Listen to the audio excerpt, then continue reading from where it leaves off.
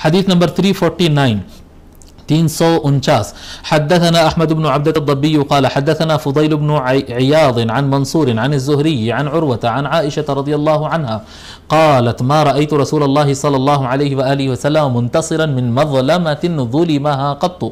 ام المؤمنین عائشہ رضی اللہ تعالیٰ عنہ روایت فرماتی ہیں کہ حضور اکرم صلی اللہ علیہ وآلہ وسلم کبھی ان پر اگر ظلم کیا گیا، ان کے ساتھ زیادتی کی گئی، تو حضور صلی اللہ علیہ وآلہ وسلم کبھی بدلہ نہیں لیے، کبھی اپنے نفس کے لیے، اپنے ڈیفینس کے لیے حضور صلی اللہ علیہ وسلم اپنی ذات کے لیے کبھی فائٹ نہیں کیے. جی نہیں آپ غلط تھے، میں صحیح تھا، ایسا کیسا ہو سکتا، میرے ساتھ ایسا کیسا کرتے.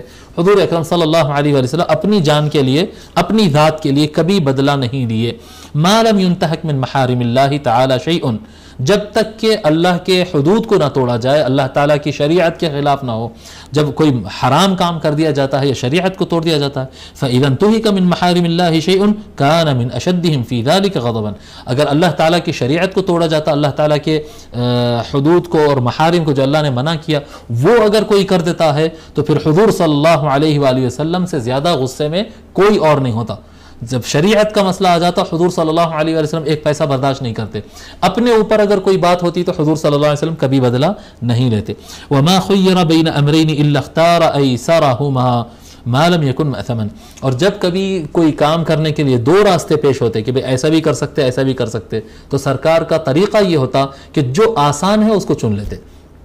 حضور صلی اللہ علیہ وآلہ وسلم آسان چنتے، حضور صلی اللہ علیہ وآلہ وسلم لوگ کو آسان راستہ بتاتے اور ہر کام کو ایزی کرنے پر محنت کرتے آقا صلی اللہ علیہ وآلہ وسلم. اور یہی سنت ہے، کام کو ڈیفیکلٹ نہیں بنانا، گنجلک نہیں بنانا، ہارڈ نہیں بنانا، آسان کرو. چلو ٹھیک ہے ایسا کرو، ایسا نہیں ہو رہا ایسا کر دو، یہ مشکل دکھ رہا ہے چلو ایسا کر دو.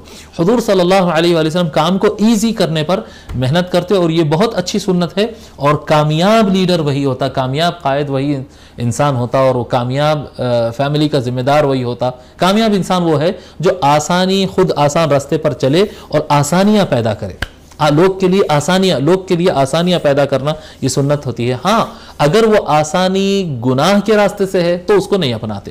الا اختار ایسرہما ما لم یکن مأثما. دو راستے اگر سامنے آتے اور ان میں سے جو آسان ہوتا وہ چن لیتے، اگر وہ گناہ کا راستہ نہ ہو. کیونکہ جھوٹ بول دینا تو بہت آسان رہتا. جی جھوٹ بول دو اور نکل جاؤ، بھائی ذرا سے گھما دو، ارے دھوکہ دو اور نکل جاؤ استاد. جی تو یہ غلط کام کے ذریعے انسان کو دکھتا بہت آسان، حالانکہ اس سے اوور آل سوسائٹی کو بہت بڑا ڈیمیج ہوتا ہے. ہر آدمی سمجھتا ہے کہ میں چھوٹا گناہ کر رہا ہوں، لیکن وہ چھوٹا سوسائٹی کو، یہ جو حالت میں ہم پہنچ چکے ہیں نا ہندوستان میں، ہم جو اپنی حالت دیکھ رہے ہیں، یہ لوگ کے چھوٹے گناہوں کے نتیجہ یہ ہے کہ یہ حالت ہو گئی ہے. چھوٹے گناہوں سے بڑے گناہوں کی طرف چلا جاتا ہے انسان. ٹھیک ہے، حضور اکرم صلی اللہ علیہ وآلہ وسلم آسان راستے کو چنتے ہیں جب تک وہ گناہ نہ ہو. اگر گناہ کا راستہ آ جائے تو آقا صلی اللہ علیہ وآلہ وسلم اس طرف ہرگز انسان کو جانے نہیں دیتے.